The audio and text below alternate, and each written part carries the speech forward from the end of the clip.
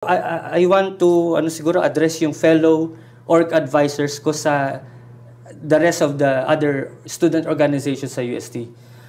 I'm sure meron kayong sariling karanasan na nagipit yung mga organization na ina-advise ninyo.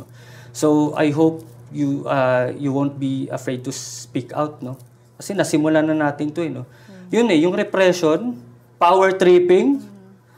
Power trippers should have no place in institutions like yung yung nakikita natin sa UST, no. Dapat ang mga nakalagay sa posisyon ay yung mga tutulungan ang mga estudyante na i-nurture yung talent nila, yung discretion nila when it comes to arts, ganyan.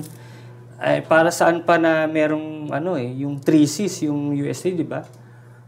Hindi naman nasusunod, no? Yung rin, I want to point out yung sa photographer, yung photojournalist na kumuha ng picture na nakitil yung creativity niya eh. Ganun ba natin huhubugin ang mga susunod sa ating mga journalist? Yung may takot? Parang hindi tama yun eh. This is also an appeal siguro sa UST community and lalo sa mga student organizations. Nasimulan natin ito, na ipakita natin yung mga kabulastugan, especially ng Office for Student Affairs ng University of Santo Tomas. Huwag nating hayaang humupa itong issue na to ng ganun-ganun lang.